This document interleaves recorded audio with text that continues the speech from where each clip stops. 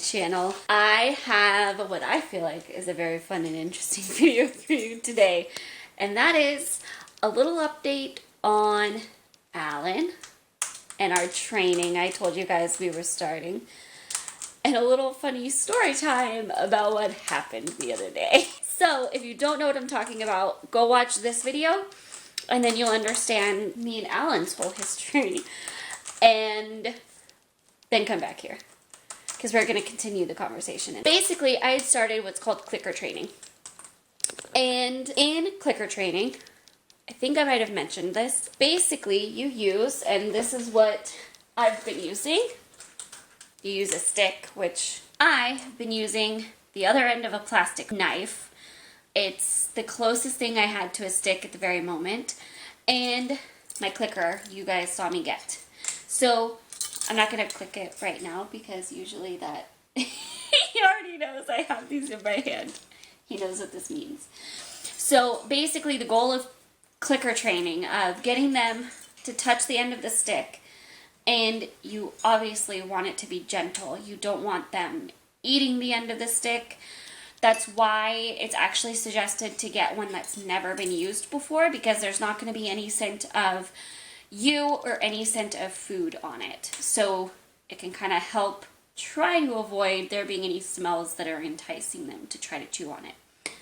Anyways, you get them to touch the end with either touching it to their face like that or putting their beak on it gently. And the goal with that is they touch it. When it's a gentle touch and the touch you want, you click and give a treat. I have gotten sliced almonds as the treat for Alan. He absolutely loves them, so it's perfect. He gets really, really excited for them. And that is that. So that's what I've chosen to use as treats. It's absolutely perfect for him.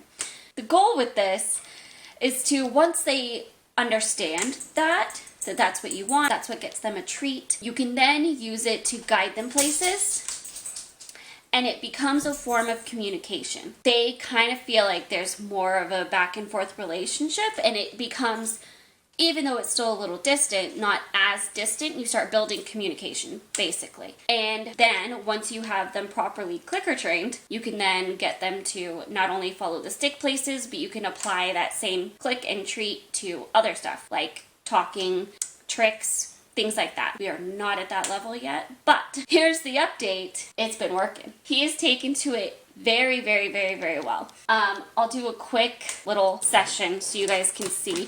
Hopefully this goes well.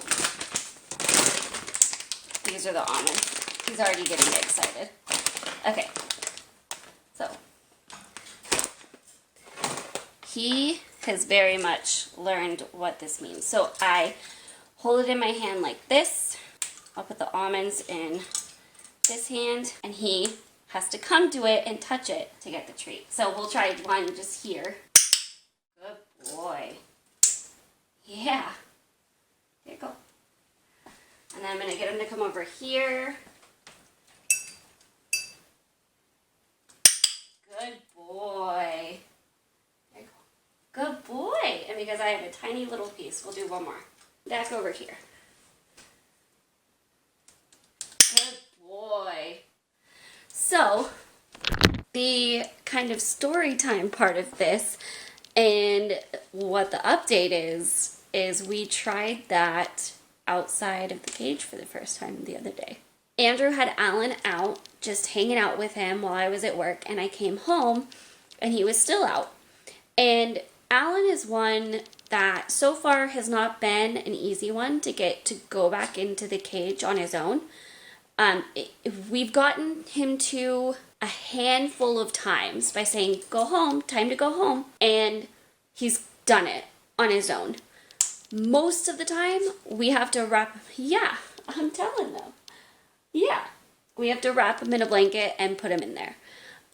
So he's not one that's easy for handling because he gets really jumpy.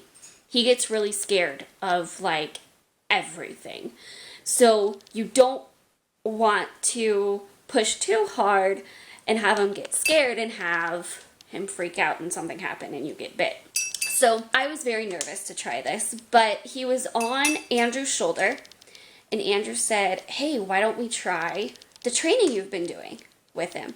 And I said, okay. I was very glad Andrew was here for the first time of doing this, and I wish I had gotten it on camera, but I was so enveloped and focused, I didn't really have time to do anything to try to record it. But I came over here, they were on the couch, I came over here and I grabbed everything I just showed you guys, the almonds, the stick, and the clicker, and he instantly knew what was happening and was down off of Andrew's shoulder before I even got over there. We tried it. I got him to come to the stick 2 or 3 times, and then Andrew said, okay, I'll move the cage closer. I would back up in case the noise scares him, and I said, okay.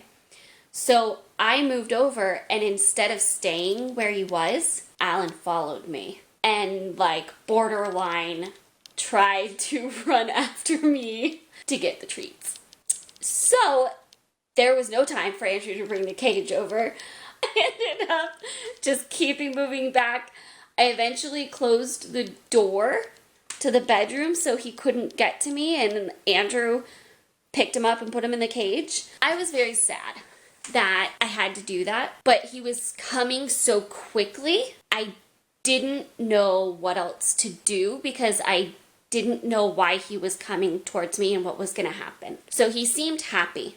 He was super excited about what I grabbed. He was wanting more treats.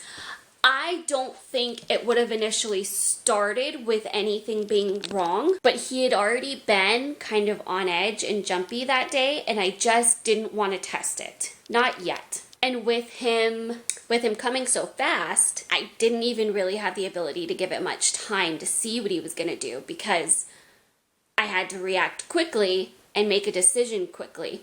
And I felt really bad. And I was really sad that I didn't feel comfortable doing it, but I just didn't. If he had been coming slower and he had seemed calmer and not as, they call it, heightened and excited, I probably would have let him come to me and seen what happened.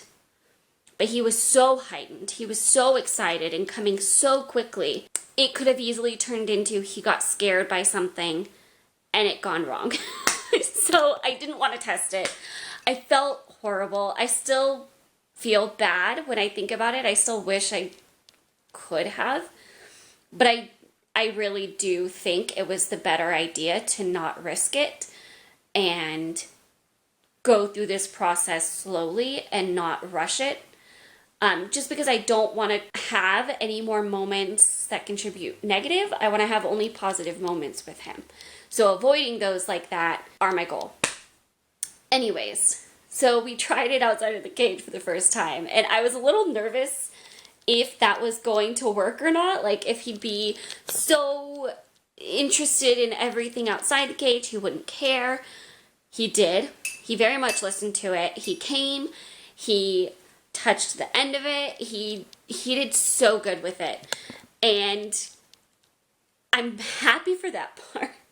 He was very, very excited, and I think that's something I need to take into consideration moving forward is like, how am I going to kind of account for that in needing to apply it out of the cage where I need to know he's going to react properly. Like I don't want to have my training be getting him too excited and heightened and just more all over the place and able to scare himself. Yeah. So I think one of the biggest things that I'm really happy about with doing this training too, that I was also kind of nervous with how that was going to play out without the cage in between us, was giving him the treat, giving him the almond, because it's my finger. It's my hand really close to his face. Like, there's several times where I give him the almond that my fingers touch his beak. And it doesn't freak him out. And I was really nervous it was going to scare him. But it doesn't. And it didn't when he was outside of the cage either, which was really, really, really good. So while it was a very interesting experience, I feel like it told me a lot with how we're doing with it, and it kind of helped me gauge where we're at. And I do feel like it gave us a moment of a really positive experience of doing that outside the cage for the first time. I would not try it without somebody else here, particularly Andrew. I wouldn't try it without Andrew here. But I feel like it went really good. And I was really, really excited and happy, huh? Yeah. Yeah. So that's the update. That's the story time. That's what happened. I hope you guys enjoyed this. If you have any questions, let me know. I'm definitely not an expert in this, but I am for sure learning and really enjoying doing this with him. And I feel like it has done worlds of good for our relationship, even if it's going to be a slow process to getting him to like being able to hang out on my shoulder or something again. And trying to be aware of some of the pitfalls that you can get into with like where you let them stay on you, because I know there is a lot of advice that might tell you not to hold them in certain ways.